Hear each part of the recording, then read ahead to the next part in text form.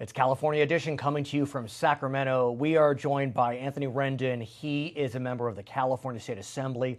And sir, I want to speak with you about water, but not about the Bay Delta Conservation Plan. I want to talk to you about something that's much more parochial in the best sense, and that deals with what's known as mutual water companies. What's a mutual water company? A mutual water company is really sort of a remnant of the early 20th century. 100 years ago or so, farmers would set up tracts of land out in sort of remote parts of the state or county back then, and they would pool together their resources so that they could provide water either through aqueducts or wells. Is it because they couldn't get water from traditional sources? Exactly. Okay. Exactly, because they were in in areas that were too remote. In parts of, particularly in Southern California, in the 63rd Assembly District. Which is near Long Beach, essentially? Which is near Long Beach, okay. Exactly. There are still mutual companies that provide public water to residents of those cities. How? I mean, they're in the metropolitan area. How could that be? They just never updated the governance systems, never updated the water systems.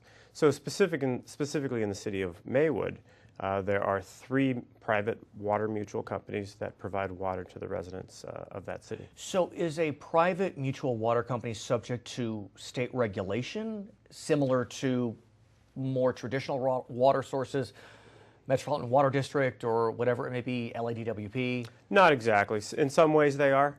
In some of the public health aspects they are, but a lot of the governance structures they're not. So you're looking to change the way these mutual water companies are governed. Explain, sir. Exactly. We want to make sure that these, because they do provide a public good to residents of California, we want to make sure that they're accountable to citizens. So my law, specifically AB 240, would make sure that these private water mutual companies, for example, comply with the Brown Act, comply with auditing requirements, comply with timely budgets as well. Are there water district members elected for these mutual water companies like we see otherwise? Exactly. They are elected, but they're elected by shareholders who are property owners.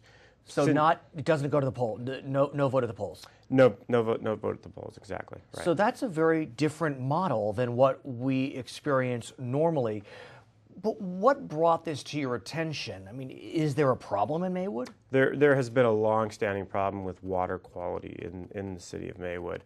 For a long time, folks in the district had to suffer with water that was brown and smelly. Literally? Yes, exactly. And so where do we stand today?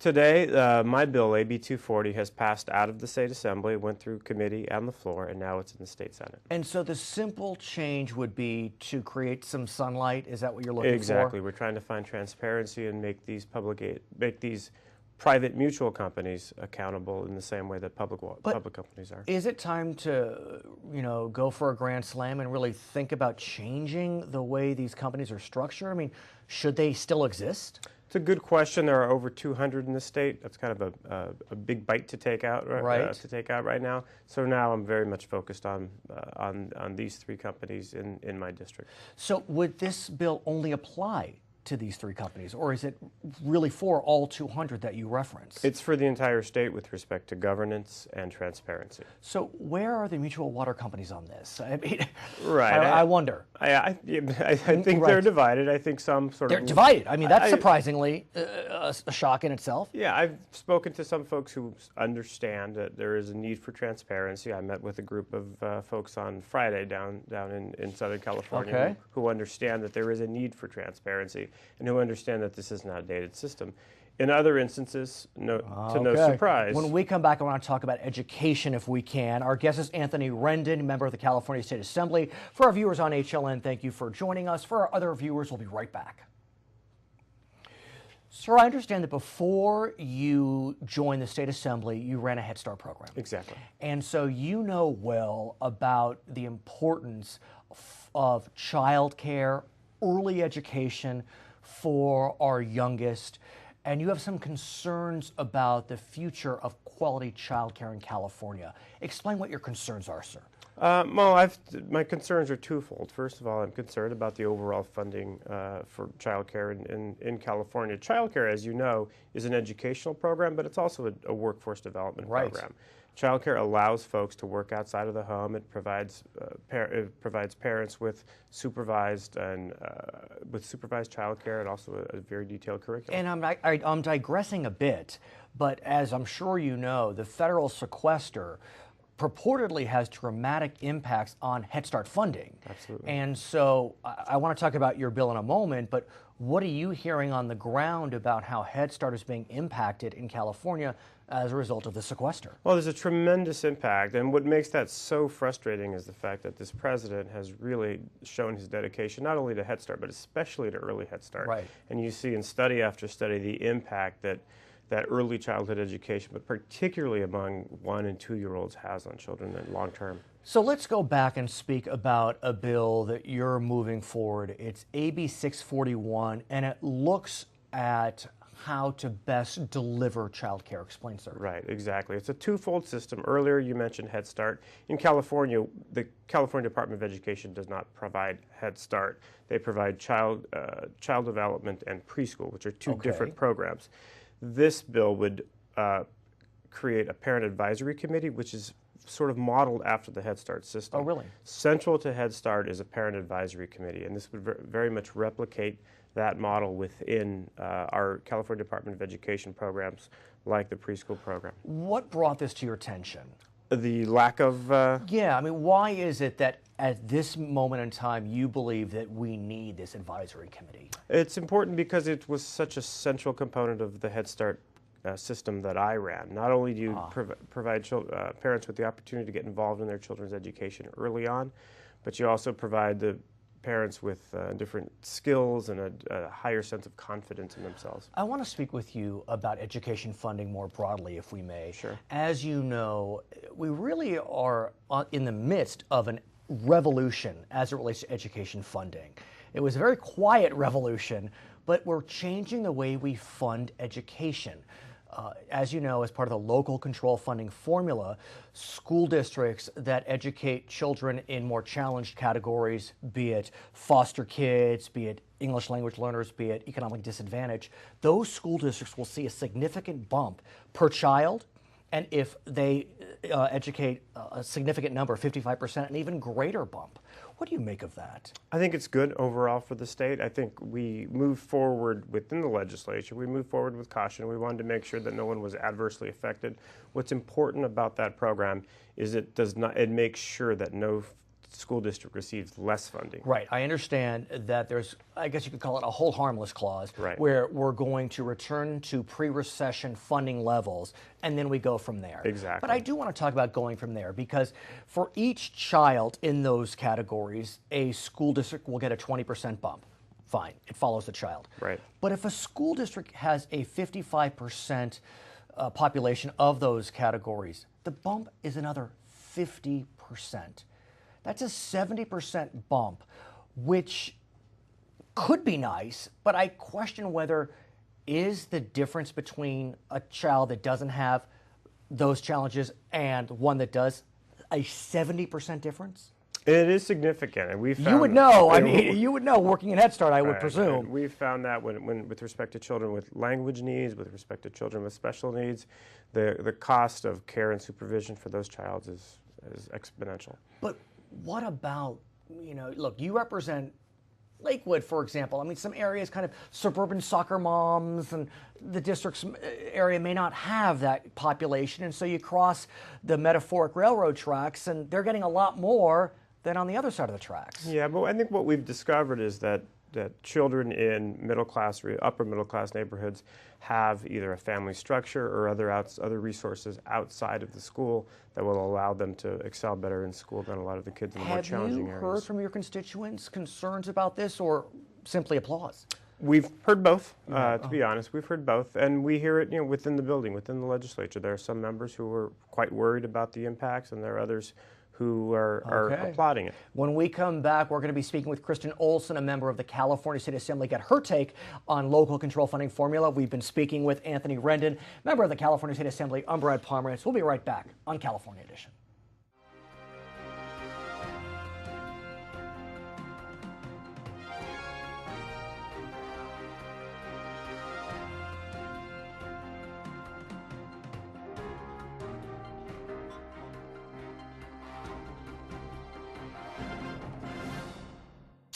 Welcome back to California Edition, coming to you from Sacramento. We are joined by Kristin Olsen. She's a member of the California State Assembly. And I want to speak with you as a member of the Assembly, and if I may, as a mother. Absolutely. Of 3 children in public schools, I presume. In public schools. And I want to talk about the local control funding formula. It is a new formula. It's revolutionary in how we fund education, and it gives bumps to school districts that educate more students who are either foster care, English language learners, or economically disadvantaged. What's your sense of it? I'm excited about it. Oh, really? Because at the end of the day, what the local control funding formula is really about is making sure that all of our kids, regardless of their backgrounds, regardless of their ethnicity, regardless of their geography, have equal opportunity to access a top quality education. I'm surprised to hear you say that, not because I don't think you're a wonderful legislator or a wonderful mother, but I think it's fair to say that the Republican caucus seemed a little bit reticent about the proposal as it marched forward through the Assembly. And along those lines, I do want to get a sense about your constituents. You represent Modesto, lots of soccer moms, I'm sure. And I don't know the area that well, but I have to think that there are some areas that would benefit from the additional funding and some areas where the soccer moms would not benefit. So Certainly. what are they saying? Yeah, certainly. Although, for the most part, I represent a very economically distressed area, the northern part of the San Joaquin Valley. And historically in California, we have been at the short end of the stick of education funding and how schools are financed. And at the end of the day, the people who pay the price for that are our kids. Certainly our teachers, our administrators, but our kids. And so I am hopeful that this will be an opportunity to turn a new leaf and to actually provide more equity in how education finance system works across the state. But you're right, it's not, it's not perfect. Right. Nothing ever is, but I think it's a much better system from where we've been in the past. Let me ask you, and get in the weeds if I may. Absolutely. So the formula is set forth as such. For each child that falls into one of those categories, there's a 20% bump. Okay. If a school district has 55% of its population in one of those categories, the school district gets another 50% bump. That's a 70% bump. And I'm wondering if the disparity is worth 70%. And this is exactly where, moving forward, we need to see how it's working. We need to take measurements and see, were the percentages correct? I was pleased that shortly before we passed the final version, we did allocate more funding to the base grant, which all kids in all communities and all schools will benefit from. So, as I understand it, we're going back to pre-recession levels. That's exactly right. Okay. So everybody's being made whole. But I would agree with you, a 70% bump for the concentration grant at the top is huge. It is. A little higher than I would like to see, but moving forward, we'll have the opportunity to tweak things if necessary, and I still believe that on the whole, it's a much better place that recognizes the fact that additional challenges require additional strategies and additional funding, and this provides that. Is now the time to do this as we're just getting out of the recession? I mean, yes, we are restoring levels to pre-recession, but it's 5 years later. I mean, what about providing a bump to everyone and let's hold? There's never a great time, but I think because of the fact that we've increased the base, and so we do make people whole at the pre-recession levels, I think this is the best time. As we're just coming out of recovery, as we're moving forward on a new day in education, there's a lot taking place with Common Core. Right, and when we come back, I want to talk about Common Core. We are speaking with Kristin Olsen, member of the California State Assembly. For our viewers on HLN, we thank you for joining us. For our other viewers, we'll be right back. Assemblywoman, I want to continue our conversation and speak about what we know as Common Core standards. It's something that's coming, another, some would argue, revolution in education. 45 states have adopted what we know as Common Core standards. What can you tell us about Common Core? I think it has great promise, if it's implemented correctly and cautiously, to revolutionize education in a very positive way. The fact is, where we are today, our schools are failing. And we have a growing global achievement gap. And we need to make sure that if we're going to be able to continue to compete in what's really becoming a global marketplace, we need to make sure that our kids know how to problem solve, how to collaborate, how to communicate. And those are the things that Common Core seeks to address. I am concerned about how rapidly it's moving forward, because we certainly don't want to set up our schools for failure. Well, but we need to slow it down. Right. But I'm excited about the opportunity if we do it correctly. Right. We're under 2 years out. We do know that the current budget, upcoming fiscal year, does have money set aside to help train. Yes, about $1.25 billion. Right, which I'm sure is very helpful. But I do want to ask about the philosophy behind Common Core, because on the one hand, the notion that we have national standards can be appealing. But the reality is, a student in Modesto is different than a student in Montgomery. Right. And so are we getting to a point where we're diluting the unique differences of various regions in our country? The strength of Common Core, though, is that other than setting sort of the national standard of what we want to make sure all kids learn at a minimal level, it pushes everything else down to the states and down to local districts. Okay. And so there's a tremendous amount of misunderstanding about how involved the federal government is on Common Core. And it's really very minimal, much more minimal than, say, No Child Left Behind. Right. Because so much is deferred to the state and local level. And we need to encourage that local control movement, because you're right, one school is very different from another school. And it's interesting you discussed local control, because while Common Core is pushing decisions down to the local governments, local school districts, we also know that as part of the local control funding formula, which we mentioned, that is also kind of decentralizing education.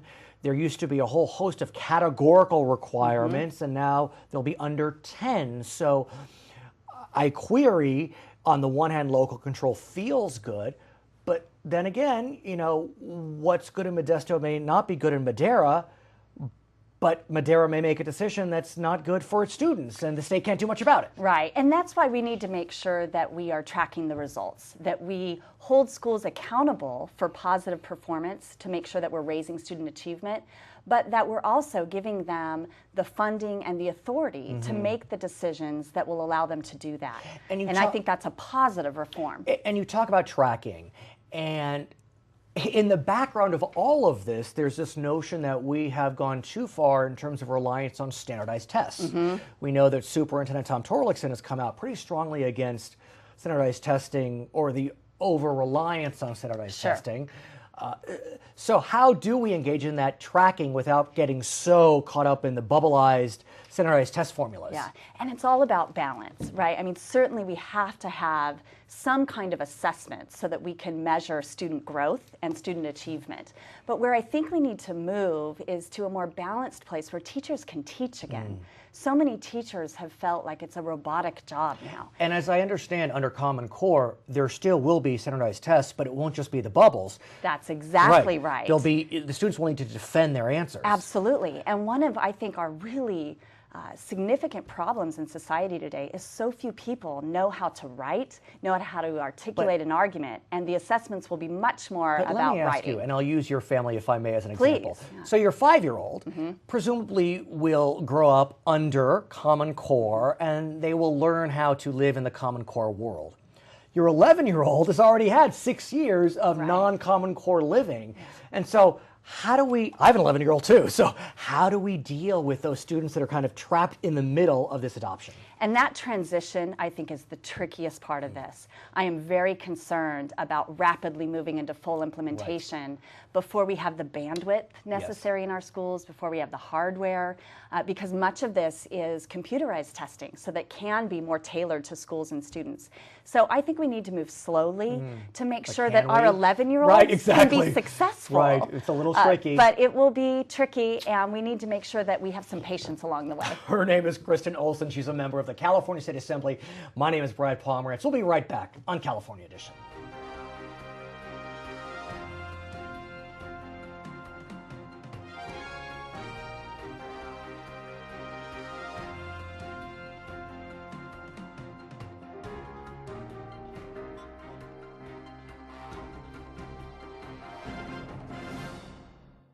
California Edition coming to you from Sacramento. I'm Brad Pomerance. Our guest, Marty Block, member of the California State Senate.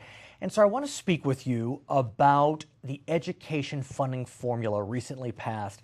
I've said this before, It really is revolutionary. We are changing the way completely how schools are funded. On the broadest scale, what's your sense of this revolutionary change, if you think it is such? Well, it does two things. One, it's called the local control funding formula, and it moves most of the control away from Sacramento and to local boards of education, locally elected boards who should know best for their area what their students need. Let me ask you about that. Then we'll get to the second Sure. part, which is the helping school districts with needy children. Right. One would argue intuitively it's good to devolve power to local interests. That being said, there is something to be said for uniform standards. And yes, we are in a very large state, but are there risks by devolving all that power to local school boards? Well, interesting question, because the state maintains control over the outcomes that we want to see. Okay. The state basically will continue to set the standards, but now leave it up to the local boards to determine how best to reach the goals that the state sets. So theoretically, it's a hybrid and kind of the best of both worlds. So let's talk about the funding change, whereby school districts that serve needy children, foster kids, kids from economically disadvantaged homes, and English language learners will get more money. There's two different parts of that formula, but broadly speaking, what's your sense of that? Sure. Well, the governor in his State of the State speech said that treating people in unequal circumstances equally is not justice. And he recognizes that with this school funding formula. Rather than throwing out all the money equally to be split among all children, and there are those who will argue for that, he decides to target the money, and the legislature has now adopted the principle of targeting the money particularly to those who need it most, which are low-income students, English learners, and foster youth. But let me ask you about the specifics then, because we know there's two parts of it. The first part is for every student in one of those three categories, a school district will receive a 20% bump. The second part is more interesting in my opinion. It's called a concentration grant. And if a school district educates 55% or more from those categories, the school district gets another 50% bump. That's a full 70% bump for some of the more challenged districts. Is the disparity, as I've asked other members before, 70%? You know, hard to say, because districts that have the lowest income students and English learners clearly have to spend more to bring their students up to the expectations in California. Right. They also, though, in those same districts, LA, San Diego, have large numbers of students who are middle-class students, upper middle-class students, and this bump serves them all. But what about, if I may ask, in areas where there are smaller school districts? I'm sure you represent some of those smaller districts in the San Diego County area, where literally from one metaphoric railroad track to the other, you could see funding be widely different because one school district may have a higher number of economically disadvantaged than the other when you're dealing with those small districts. Sure. Well, we were all very concerned that all districts do better this year than they did last year.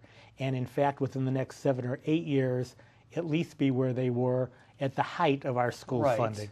So that will apply to all districts. Now, some will get there more quickly because of the makeup of the demographic makeup of their student body. I think it's a fair approach. I have districts in San Diego. I have the Poway School District, which is a suburban district. They would frankly have done better under the previous formula. But with some amendments we made to the governor's original proposal, they're probably satisfied. Let's talk more about it when we return. For our viewers on HLN, thank you for joining us. For our other viewers, we'll be right back. So let's talk about the Poways, for example, the Manhattan beaches, where these are well-heeled areas, lots of soccer moms, and you know there's some rumbling in those communities that they feel as if their students are getting the short end of the stick. What would you say to them? Well, I would say that we all benefit by bringing up the lowest end of our socioeconomic spectrum. Most crime emanates from the inner city. Most of our taxes go to providing medical and dental care for people who are at lower incomes and don't have really a great prospect of bringing themselves up without an education. If we can do a better job of educating folks in that category, we'll find them being more productive wage earners, taxpayers, and I think down the road, the kids in Poway will benefit because the kids in the inner city are in productive jobs. I also want to ask you about children on the other end of the spectrum. I've asked this before, and I'm talking about gifted children, highly gifted children. I think you know, since you're an educator yourself, that a bored, gifted child is a tyrant and a terror. And could one not argue that under this formula, we're creating a scenario whereby those kids could become the next discipline problem because they're just so bored? Yeah, I really don't think so, because we're really trying to supply needed resources to all schools. But what about, again, I may sound elitist, and I will own that for a moment, but think about it. In Poway, in Manhattan Beach, you got there, and surely also in the trouble districts. I mean, they're bright kids, and if we're cutting the categoricals, I think that means there's not dedicated funding for gifted students. I could be wrong. They become tyrants. They're bored. Well, if a district doesn't pay attention to them, they get bored and could become tyrants. But there is part of the local control funding formula also includes a new accountability system for all school districts, including suburban districts and small school districts, and they need to set up an education plan which would include programs. Because they have local control, because they have flexibility, they need to be able to demonstrate to the state that they are educating all their students and meeting the state's criteria. So for gifted students and the like, they need to provide programs. They need to reduce class size at lower grades. They need to provide career technical education to students in high schools. These are all still state requirements. Can I shift gears, if I may, and ask you about higher education? You were a professor at San Diego State, and so you know well that the recession really hit UC and CSU students very hard. Tuitions soared. We know that this year's budget does provide more funding for CSU and UC, but we're still at pretty inflated rates for those two public systems. Where do we stand on that issue? Is there a time where we can start seeing tuitions start to pull back as opposed to just stabilize at a high level? Well, stabilizing where they are now for the next 4 years is a very good step in the right direction. And we're giving about $125 million per year to both the UC and the CSU. The third entity, though, is community colleges. Yes. And our community colleges have suffered greatly over the years, and that's one area where the governor, in his funding for higher ed, decided he did away with categoricals at community colleges as well, which included doing away with special services for disabled students. I objected to that. I ran a bill. It was SB 705. And what we did with SB 705 was set aside $25 million just for disabled student services. A lot of those students, by the way, are our veterans coming back from Iraq and Afghanistan with traumatic brain injury, with physical injuries. And we need to be able to help them adapt to the community college, to succeed in the community college. With our help with disabled student programs, they can be successful. So where do we go from here then? There has been a cut in categoricals K-14. How do we handle the situation? Well, what the governor set up in his accountability program is certain outcomes he wants to see, and now the County Office of Education will look to see if local districts are accomplishing what they're supposed to, and if they're not, then the state superintendent can step in and first have model school districts that are doing well become mentor districts for underperforming districts. Would this be through adult ed that's staying in K-12? Not necessarily. No, this is separately. Wholly separate. Got it. As far as community colleges go, there are accrediting agencies, and the Chancellor's Office for the state will again monitor the community colleges who do the right thing. His name is Marty Block. He's a member of the California State Senate. My name is Brad Pomerance. You've been watching California Edition.